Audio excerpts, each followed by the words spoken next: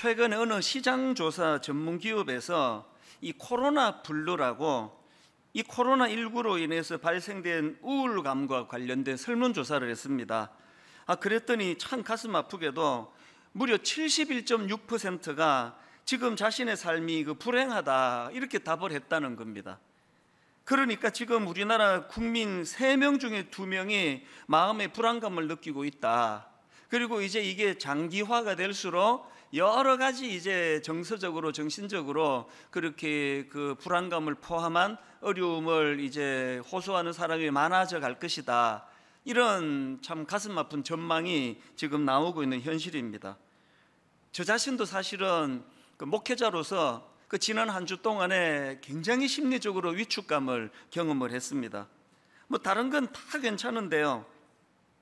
이제 더 이상 또 성도님들이 함께 모여 예배 드릴 수가 없고 또 성도님들이 주중에 자기 교회를 출입할 수도 없고 이런 것들이 이제 또 저를 위축시킨 것이 아니 지난 6개월 동안 이렇게 애를 쓰고 노력을 했는데도 불구하고 다시 원점으로 되돌아간 것 같은 이런 상황이 제 마음을 굉장히 위축시키고 또 두렵게 만들었습니다. 이거 도대체 언제 끝나는 건가? 제가 이런 마음을 달래려고 이 고난과 관련된 이제 성경 구절을 찾아보기도 하고 또 고난과 관련된 경건서적을 꺼내서 읽어보기도 하고 그런 시간을 가졌는데요. 그 과정에서 하나님께서 너무나 저에게 저를 돌아보게 하고 깨닫게 하는 그 문구 하나를 발견하게 해주셨습니다. 팀 켈러의 고통의 답하다 이런 책이 있는데요. 제가 이 책을 꺼내서 다시 읽다가 화면으로도 이 내용을 좀 올려달라고 부탁을 했습니다. 이 구절을 발견한 겁니다. 고난으로 신앙을 떠나거나 고난으로 하나님을 만나거나. 이것이 저에게 굉장히 생각의 지경을 넓히는 너무너무 아름다운 도구가 된 겁니다. 계속 우리들 마음에 빨리 끝나게 해달라, 이 코로나19를 빨리 종식시켜달라 이런 기도를 했지만 이 기도 제목이 좀 바뀌어도 괜찮을 것 같습니다. 이제 이런 현실적으로 주어진 이 현실 앞에서 이제 우리가 고난으로 신앙을 떠나거나 고난으로 하나님을 만나거나라는 이 도전이 주어졌다는 것. 그래서 이제 하나님, 이제 이 코로나19를 없애달라는 기도만 드릴 것이 아니라 하나님 현실의 이 가슴 아픈 여러 가지 코로나19로 야기되는 모든 문제들이 재료가 되어서 이것이 정말 하나님을 만나는 도구가 되도록 그렇게 기도하겠습니다. 그런 마음의 각오를 가져다 주는 말씀이 바로 이 말씀이었습니다. 욥기 35장에서도 비슷한 표현이 나오는데요. 9절과 10절입니다. 사람은 학대가 많음으로 부르짖으며 군주들의 힘에 눌려 소리치나 나를 지으신 하나님은 어디 계시냐고 하며 밤에 노래를 주시는 자가 어디 계시느냐고 말하는 자가 없구나. 이 말씀의 배경은 그 엘리후라는 사람이 지금 그 극심한 고난 중에 고통당하고 있는 욥을 비난하는 과정에서 나온 말씀이거든요. 욥이 지금 자기가 겪는 고통에 대해서 하나님이 침묵하고 계시는 걸 너무나 괴로워하는 그 상황에서 무슨 진단을 내리느냐? 왜 하나님이 침묵하겠느냐? 당신이 교만해서 회개하지 않기 때문에 그런 거 아니냐? 그렇게 막 몰아붙이면서 비난하는 과정에서 나온 말인데요. 사실 전체적인 맥락으로 보면은 엘리후의 이 말이나 태도는 이게 옳지가 않습니다. 욥이 교만해서 그래서 하나님께서 침묵하고 계신다 이런 섣부른 분석도 옳은 태도가 아니고요. 지금 한 인생이 절망적인 고난을 겪고 있는데 함부로 자기 생각을 가지고 진단하는 태도도 옳아 보이지 않습니다. 그리고 또 이 35장 9절 10절에 대해서도 뭐 여러 의견들이 분분한데요. 그런데 저는 지난 한 주간 이제 코로나19가 연장이 되고 다시 또 교회가 문을 닫아야 되고 이제는 또 텅텅 빈 이 예배당에서 설교를 해야만 되는 성도들이 교회를 출입할 수 없는 이런 가슴 아픈 현실을 겪다가 보니까 제가 여기에서 이 표현되어지는 이 한마디, 35장 9절을 다시 보십시오. 9절 10절. 사람은 학대가 많음으로 부르짖으며 군주들의 힘에 눌려 소리치나 나를 지으신 하나님은 어디 계시냐 하며 밤에 노래를 주시는 자가 어디 계시느냐고 말하는 자가 없구나. 세 번역으로 이렇습니다. 사람들은 억압이 심해지면 부르짖고 세력이 있는 자들이 억누르면 누구에게나 구원을 청하면서 울부짖지만 그들을 창조하신 하나님께로 돌아가지 않습니다. 어두운 때에도 희망을 주시는 그 창조주 하나님께로 돌아가지 않습니다. 지난 한 주 내내 제가 욥기 35장에 어느 대목에서 마음이 꽂혔냐면, 지금 하나님은 어떻게 묘사합니까? 하나님은 밤에 노래를 주시는 자라는 겁니다. 하나님은 어두운 때에도 희망을 주시는 그 창조주 하나님이시라는 겁니다. 이게 제 마음에 너무나, 코로나19라고 하는 이 현실 앞에서 이제 어두운 밤을 맞이해서 도저히 노래할 수 없는 그런 상황에 맞닥뜨려 있을 때, 지금이야말로 절박하게 밤중에 노래하게 하시는 그 하나님을 찾을 때라는 겁니다. 그 하나님을 부르짖을 때라는 것입니다. 저는 시편 42편 1절부터 3절입니다. 하나님이여, 사슴이 시냇물을 찾기에 갈급한 같이 내 영혼이 주를 찾기에 갈급하니이다. 내 영혼이 하나님 곧 살아계시는 하나님을 갈망하나니 내가 어느 때에 나아가서 하나님의 얼굴을 배울까? 사람들이 종일 내게 하는 말이 내 하나님이 어디 있느냐 하오니 내 눈물이 주야로 음식이 되었도다. 여러분, 이게 지금 오늘 우리 시대 한국교회의 모습 아닙니까? 사람들이 종일 내게 하는 말이 네 하나님이 도대체 어디 있느냐고, 이게 교회 꼴이 이게 뭐냐고. 지난주에 우리 주일학교 담당하는 교역자 두 사람이 저를 찾아왔습니다. 그 앞에 장문의 가슴 아픈 메일을 보내서 제가 불렀는데요, 청소년을 담당하는 그 교역자가 너무나 억장이 무너지는 마음으로 말로 나눌 수 없는 탄식을 토해놓는 겁니다. 그 어린아이들이 교회를 떠나겠답니다. 창피해서 교회를 못 다니겠답니다. 온 사방이 예수 믿는 자기를 조롱하는 것 같다는, 그래서 뭐라도 우리가 좀 해야 되지 않겠느냐고 그런 탄식으로 저에게 찾아온 젊은 교역자, 그리고 그 얘기를 나누는데요, 초등학교 부서를 담당하고 있는 그 젊은 목사님이 울더라고요. 그 순수한 모습이 제게 너무 감동이 되는 동시에 할 말이 없는 거 아니에요. 기성세대로서 어쩌다가 교회가 오늘 맛 잃은 소금과 같은, 세상에 버림받는 것 같은 이런 현실이 되었는가? 그래서 어린아이들은 창피해서 내가 교회를 다닐 수가 없다고 탄식하게 되었는가? 여러분, 오늘 이런 시대이기 때문에 우리는 그야말로 시편 42편 1절 읽어드렸지 않습니까? 하나님이여, 사슴이 시냇물을 찾기에 갈급한 같이 내 영혼이 주를 찾기에 갈급하니이다. 왜 그렇습니까? 이것 말고는 대안이 보이지 않기 때문에 그렇습니다. 그래서 저는 지난 한 주 내내 하나님, 지금이야말로 정말 밤중에 노래를 주시는 하나님을 부르짖을 때고, 하나님 지금이야말로 어두운 때에도 희망을 주시는 그 하나님을 찾고 또 찾아야 될 줄로 믿습니다.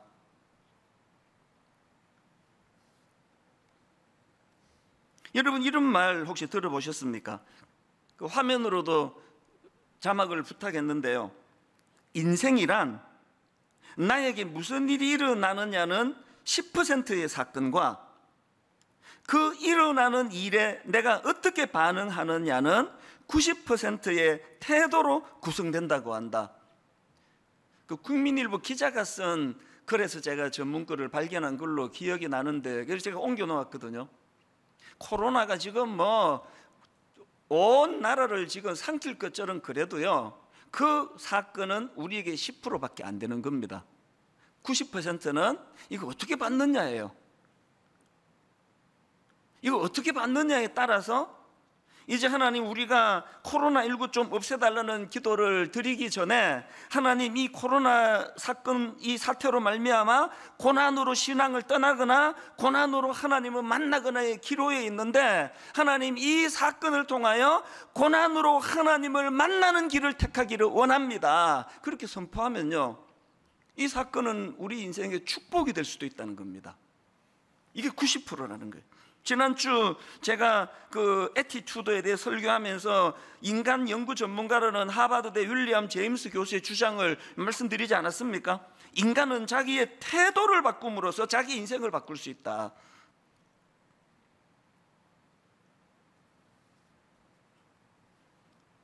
여전히 가슴 아프고 여전히 인간적으로는 희망이 보이지 않는 게요, 이런 일들 앞에서 지금 교회들이 네 탓이고 내 탓이고 네가 잘했고 내가 잘했고 진정으로 여호와 앞으로 나가는 모습이 잘 보이지 않는 이것이 우리 다음 세대들 앞에서도 너무 절망이 되고 그들에게 부끄럽고 미안한 오늘의 현실 아니겠습니까?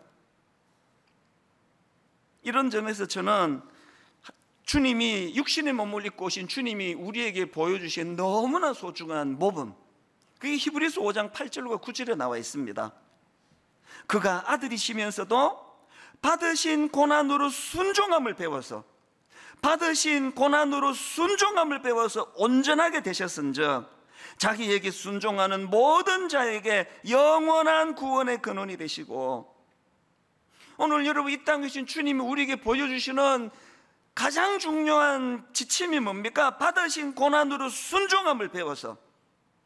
오늘 코로나19가 왜 발생을 했고 이것으로 인해 오늘 교회는 왜 이렇게 비참한 맛이른 소금이 되어 밟힘을 당하는 것 같은 형국을 맞이했고, 어떻게 하면 이런 우리가 자초한 이 어두운 밤을 밤중에도 노래하게 계시는 그 하나님을 만나는 너무나 아름다운 축복의 도구로 쓸 수 있을까?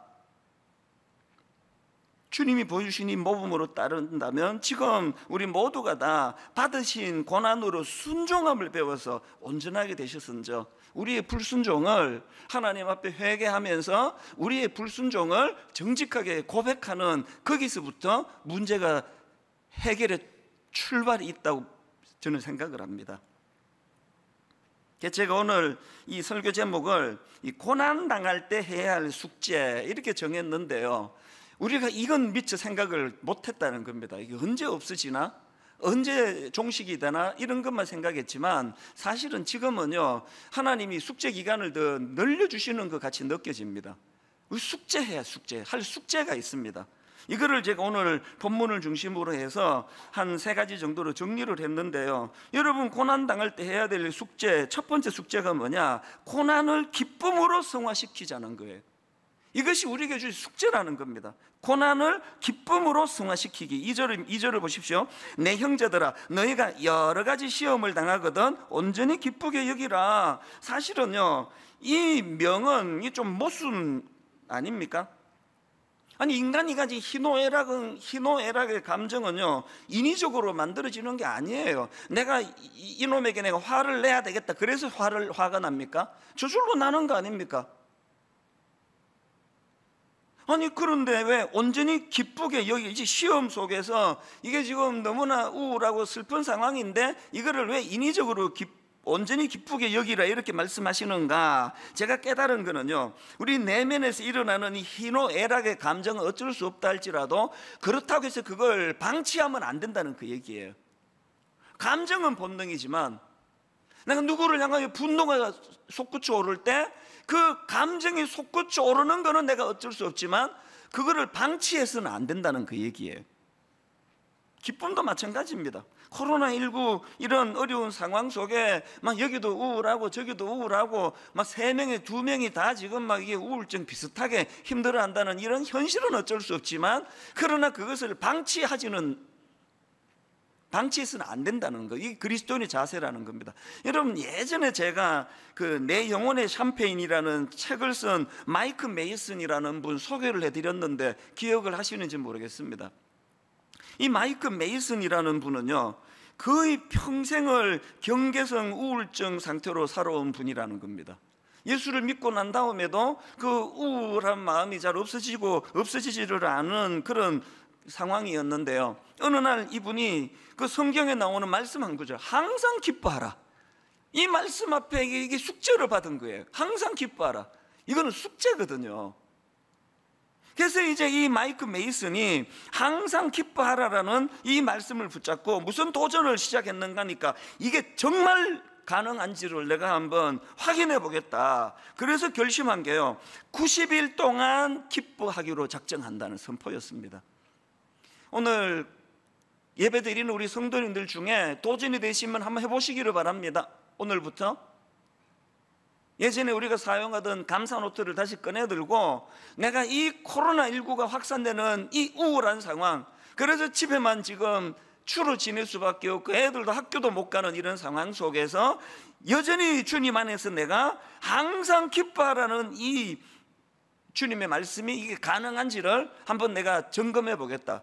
이 마이크 메이슨이라는 분이 이제 그렇게 90일 동안 기뻐하기로 작정을 하고 그 기간 동안에 있었던 마음이나 이제 과정이나 감정들을 쭉 풀어서 쓴 게 이게 내 영혼의 샴페인이에요.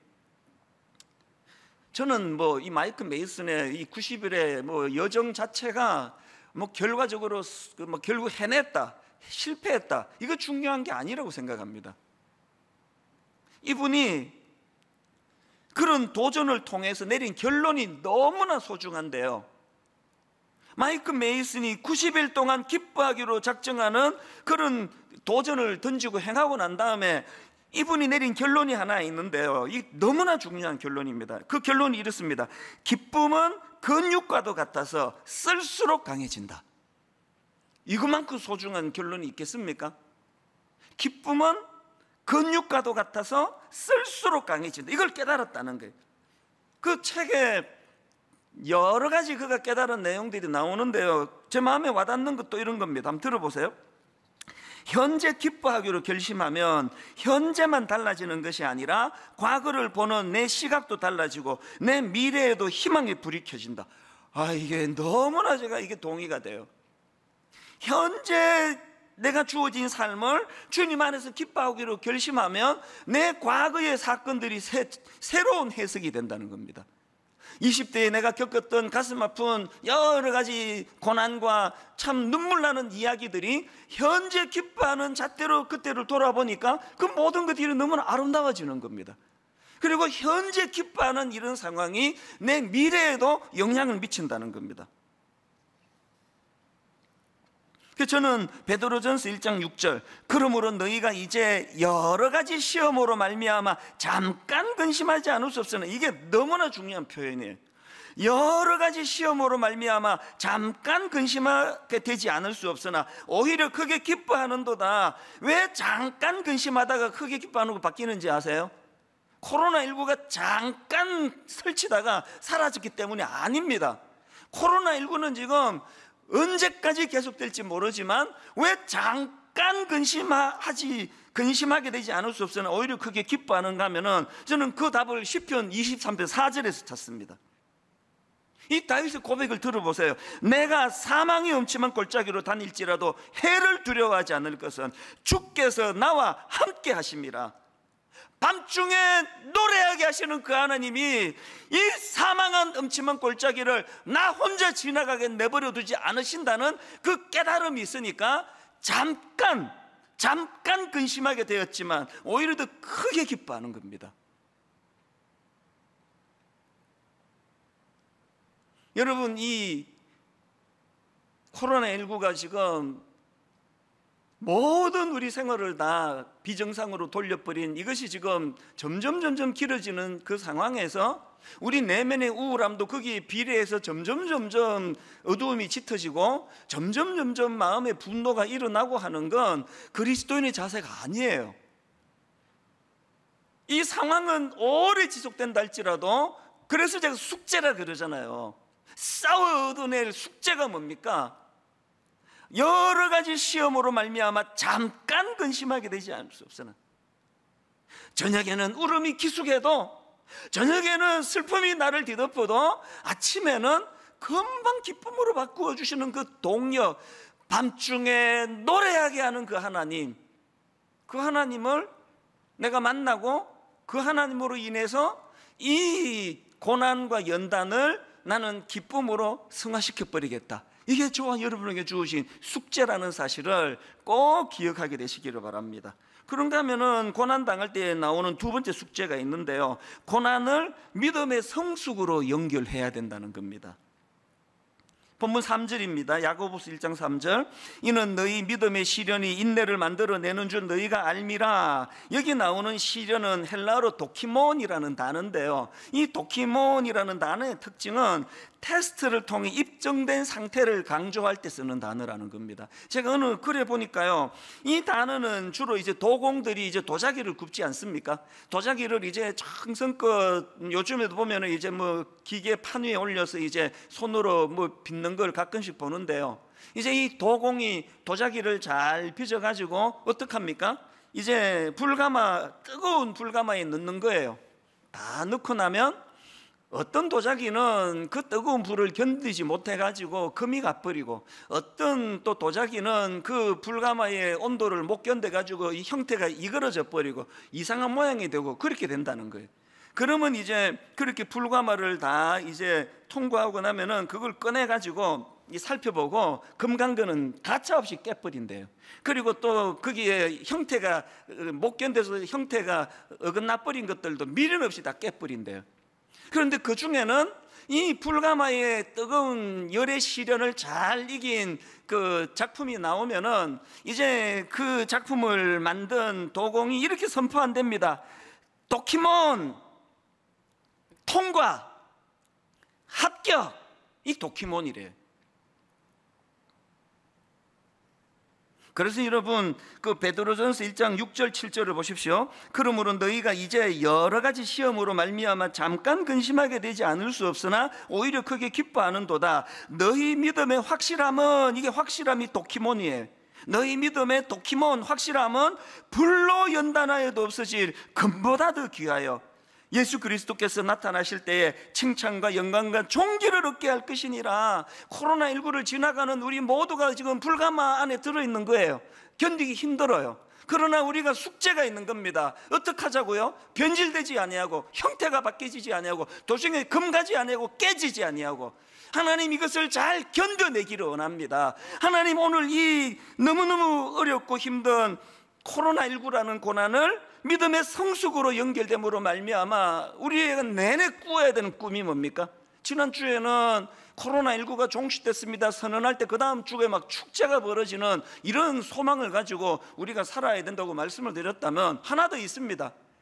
장차 도공 되시는 주님이 이 과정을 멋지게 잘 이겨낸 저와 여러분을 향하여 도키몬 통과 합격, 주님이 그렇게 선포하실 그 감격적인 날을 벅찬 마음으로, 설레는 마음으로 그렇게 잘 이 시련을 견딤으로 말미암아 지금의 고난을, 믿음을 그냥 까먹어버리는 것이 아니라 믿음의 성숙으로 성화시켜야 되는 이 숙제를 잘 감당하는 믿음의 성도님들 되시기를 바랍니다. 마지막 세 번째로요, 고난 당할 때 해야 될 숙제가 하나 더 있습니다. 이 고난을 인내를 배우는 도구로 삼자는 겁니다. 3절과 4절입니다. 이는 너희 믿음의 시련이 인내를 만들어내는 줄 너희가 알미라. 인내를 온전히 이루라. 이는 너희로 온전하고 구비하여 조금도 부족함이 없게 하려 함이라. 3절에서는 믿음의 시련이 인내를 만든다는 그런 말씀을 강조한 것이라면, 4절에서는 그렇게 만들어진 인내를 완벽하게 만들어 가라고 강조하는 겁니다. 지금 여기서 계속 강조되는 온전하다, 온전하고 구비하다, 이건 다 예수 그리스도의 성품을 드러내는 것이라는 거 다 아시지 않습니까? 오늘 우리가 겪는 이 땅에서의 고난을 오래 참음으로, 인내함으로 그리스도를 닮아가는, 또 성령 충만한 것으로 우리가 이걸 성화시켜야 될 책임이 있다는 겁니다. 이 인내, 이 오래 참음, 이게 왜 이렇게 이게 우리에게 중요한 겁니까? 여러분 다 아시지만 고린도전서 13장은 사랑장이라는 별명을 갖고 있고요, 그리고 거기 보면은 하나님이 생각하시는 사랑의 의미들, 또 특징들을 쭉 열거하는 게 나오지 않습니까? 그게 13장 4절부터 나오는데 한번 보십시오. 제일 첫 단추가 뭡니까? 사랑은 오래 참고예요. 여러분 세상의 그 소설, 이런 거 드라마 이런 데 속으면 안 됩니다. 가슴이 뜨거워지는 게 사랑이 아니고요. 출근하다가 퇴근하다가 그 결혼한 남자가 이상한 막 야한 여자를 보고 막 가슴이 뜨거워지고, 이거 사랑이 아닙니다. 그건 아주 저질인 거예요. 그건 사랑이 아닙니다. 성경이 말하는 사랑의 첫 단추는 오래 참고예요. 아무리 내 아내보다 더 매력적인 사람이 나타나고, 아무리 내 남편보다 더 따뜻한 사람이 나타나도, 하나님이 주신 이 사랑과 더불어 아름다운 사랑의 완성을 만들어 가려고 몸부림치며 오래 참는, 그게 사랑이에요. 어쨌든 지금 사랑의 첫 관문도 오래 참는 거고요. 쭉 열거됩니다. 그 다음 보세요. 사랑은 온유하며 시기하지 아니하며, 사랑은 자랑하지 아니하며, 교만하지 아니하며, 무례히 행하지 아니하며, 자기의 유익을 구하지 아니하며, 성내지 아니하며, 악한 것을 생각지 아니하며, 불의를 기뻐하지 아니하며, 진리와 함께 기뻐하고, 모든 것을 참으며, 모든 것을 믿으며, 모든 것을 바라며, 모든 것을 견디느니라. 사랑의 첫 관문이 오래 참는 거고요. 사랑의 문을 아름답게 닫게 하는 것도 참고 견디는 거예요. 부부간에, 부모와 자녀 사이에 오래 참음없이 되는 게 있던가요?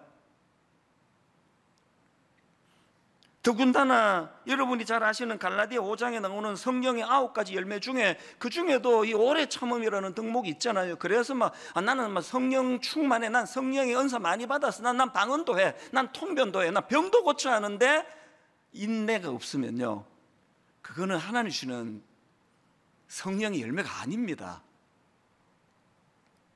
우리에게 이게 부족한 것을 아시는 하나님께서는 지금 코로나19가 우리 예상보다 오래 계속되는 이 현실을, 이 아름다운 덕목을 만들어내는 재료로 숙제를 풀어나가기를 원하시는 줄 믿습니다. 하나님 앞에서 오래 참아내는 이 과정. 그래서 이제 이 숙제 세 가지 아시겠죠? 고난을 기쁨으로 승화시키기, 고난을 믿음의 성숙으로 연결시키기, 고난을 인내를 배우는 도구로 삼아 주님 닮아가는 인격과 성품으로 빚어져 가는데 이 코로나19를 재료로 사용하기, 이런 숙제들이 있는데 진짜 중요한 건 그 다음 5절이에요. 지금 이 저자 야고보가 쭉 그 고난의 과정을 설명하고는 이걸 어디로 연결하느냐? 5절을 보십시오. 5절로 연결합니다. 너희 중에 누구든지 지혜가 부족하거든 모든 사람에게 후히 주시고 꾸짖지 아니하시는 하나님께 구하라, 그리하면 주시리라. 지금 여기서 제가 발견한 게 뭐냐? 저자 야고보 사도가 지금 이런 내용들을 쭉 열거를 하고 난 다음에 이것들을 구현해내는 두 가지 도구, 재료를 주셨는데요, 그게 하나가 지혜예요. 그리고 또 하나가 기도입니다. 왜? 지혜 없이는 이것들을 구현할 수 없는데 그 지혜는 내게 없습니다. 그래서 기도를 통해 주님께 구하는 것이거든요. 그래서 야고보서 5장 13절에도 너희 중에 고난당하는 자가 있느냐? 그는 기도할 것이요. 너희 중에 고난당하는 자가 있느냐? 그는 기도할 것이요. 무슨 기도할까요? 이 고난을 물리쳐 주시옵소서. 인간의 본능으로 그런 기도도 해야 되겠지만 근본적인 기도는 지혜를 구하는 기도예요. 하나님이 고난을 이겨낼 수 있는 신령한 하나님의 지혜를 허락하여 주시옵소서. 그러면 여러분 답 딱 나오는 거 아닙니까? 대답해 보세요. 가정에서 지금은 뭐 할 때예요? 기도할 때예요. 지금은 기도할 때입니다. 그래서 오늘 분당 우리 교회 담임 목사의 권위를 가지고 우리 성도님들에게 진지한 마음으로 한 가지를 선포하는데요, 이제 내일부터 새벽 기도회, 수요 예배, 금요 기도회 다 참석하면 더 바랄 게 없고, 여건이 안 되신다면 이 중에 하나를 선택하셔서라도 기도하는 시간을 갖기를 원합니다. 모든 우리 교회 성도님들은 주중에 하나님 앞으로 나와서 하나님 앞에 눈물로 기도하는 시간을 갖기를 원합니다. 그리고 더 중요한 게 뭡니까? 이렇게 밤에 노래하게 하시는 그 하나님을 만나기 위해서, 어두운 때에도 희망을 주시는 그 창조주 하나님을 만나기 위해서 무슨 기도를 드려야 될까요? 회개의 기도, 회개의 기도.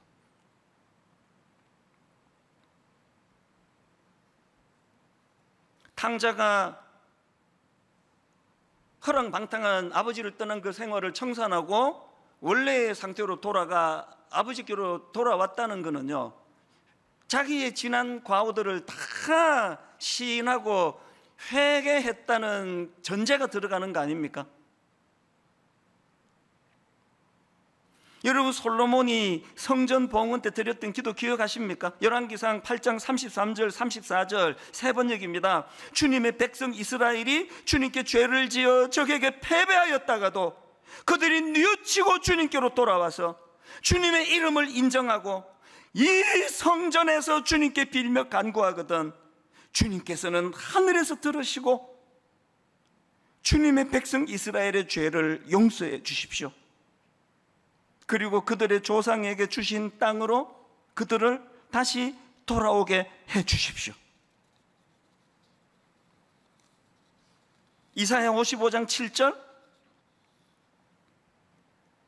악인은 그의 길을, 불의한 자는 그의 생각을 버리고, 악인은 그의 길을, 불의한 자는 그의 생각을 버리고 여호와께로 돌아오라. 그리하면 그가 긍휼히 여기시리라. 우리 하나님께로 돌아오라. 그가 너그럽게 용서하시리라. 컴퓨터 켜놓고 예배 시간에 앉아 있는 게 예배가 아니고,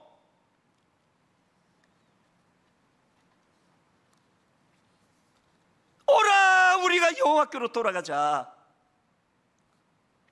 교회 안에 스며들어 있는 이 세속주의가 하나님 나라의 가치보다 훨씬 강력해진 이 현실을 회개하며 나가기를 원합니다. 교회 안에 스며들어 있는 성공주의, 물질주의, 요즘에 기성을 부리고 있는 정치적인 이데올로기로 인한 편가름, 보수, 진보, 이런 이념이 하나님 나라의 가치보다 더 마음이 가게 만들어진 이런 현실들, 이것들을 회개하는 자리로, 여러분, 우리가 하나님 앞에서 정말 우리 고난을 믿음으로 승화시키기 위하여, 그래서 저는 3절, 호세아 6장 3절, 그러므로 우리가 여호와를 알자, 힘써 여호와를 알자. 그러므로 우리가 여호와를 알자, 힘써 여호와를 알자. 그의 나타나심은 새벽빛같이 어김없나니 비와 같이, 땅을 적시는 늦은 비와 같이 우리에게 임하시리라니라. 교회에 열심은 있는데 하나님의 성품은 몰라요. 교회는 오래 다녔는데 교회는 뭘 추구하는 곳인지 몰라요. 하나님 나라가 뭔지도 몰라요. 관심도 없습니다. 안 그래도 고집 덩어리, 안 그래도 탐욕 덩어리인데다가 예수 이름까지 동원해서 내 생각을 관철하려고 혈안이 되어 있는 이 모든 것들이 오늘 하나님 앞에서 마디는 소금으로 전락해버렸다는 이 사실을 탄식하면서 회개할 때에, 그래서 여러분, 기독교의 가장 중요한 정신은 내 탓이에요. 내 탓. 내 탓입니다. 화로다 나여 망하게 되었도다. 내 탓입니다. 우리 모두가 다 하나님 신령한 지혜를 잃어버렸습니다. 교회가 뭘 정책적으로 내놓는 것마다 다 조롱거리가 됐습니다. 교회가 뭘 하고자 하는 이 모든 것들이 세상의 우스갯거리가 되고 있습니다. 그래서 저는 아무 말도 안 해요. 목사인 내가 내뱉는 모든 말이 다 조롱이에요. 우리의 이 기성세대의 이 죄를 어떻게 하시렵니까? 어린 그 중학교 애들이 내 창피해서 내 교회를 못 다니겠다고, 교회를 떠나겠다고 자기 담당 목사님한테 하소연하는 이런 현실을, 이게 어떻게 그냥 넘어갈 일이냐고요. 얄팍한 내 지혜를 내려놓고 정말 하나님이 주시는 신령한 지혜를 드리기 위해서는 기도의 자리로 나아가는데, 코로나 없애달라는 기도도 해야 되지만 회개. 목사가 목사답지 않은 거, 장로가 장로답지 않은 거, 권사가 권사답지 않은 거, 성도가 성도답지 않은 거. 저는 이런 내용들을 쭉 묵상을 하다가 갑자기 그 일제강점기 때 목숨을 내놓고 하나님 말씀과 진리를 사수하려 했던 안희숙 여사님 생각이 불쑥 떠올랐는데요. 일제강점기인데 그 악랄한 그 일본 순사들 감옥에 집어넣고 말로 다 할 수 없는 고문을 가하던 그것들을 이 가녀린 여성이 어떻게 이겨냈는가가 제가 자주 불러드리는 이 찬양 안에 다 녹아있는 거 아닙니까?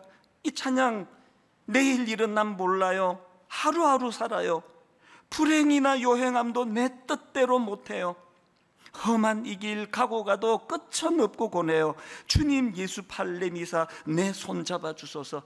이게 일제강점기 때 나온 가사인지 지금 며칠 전에 나온 가사인지 헷갈릴 만큼 오늘 우리 시대를 반영하는 거 아닙니까? 내일 일은 우리 전혀 몰라요. 코로나가 어떻게 되는지 아무도 몰라요. 이럴 때 안희숙 여사가 보여준 너무나 아름다운 신앙의 모범이 뭡니까? 2절 가사, 좁은 이 길 진리의 길 주님 가신 그 옛길. 그 다음 보세요. 힘이 들고 어려워도 찬송하며 갑니다. 성령이여 그 음성을 항상 들려주소서. 우리 모두가 회개해야 되는 게 여기 있다 생각합니다. 성령이여 그 음성을 항상 들릴 수 있게 싹 지워버리고 내 생각이 옳은 대로, 내 판단이 옳은 대로, 막 그냥 내키는 대로, 막 예수님 이름 팔아가지고 이름은 그렇게 쓰지만 이 모든 것들이 다 청산할 것들이에요. 오늘도 여러분 사망의 음침한 골짜기를 잠깐 두려움으로 그것을 맞이하지만 오래 영원한 기쁨으로 화할 수 있는 건 그 사망의 음침한 골짜기를 이겨낼 힘과 능력이 내게 있기 때문이 아니라 세상을 이기신 주님이 우리와 함께 하시기 때문이라는 것, 이것을 자각하게 될 때에 사망의 음침한 골짜기가 기쁨이 될 수 있다고 한다면 우리가 회개해야 될 가장 중요한 건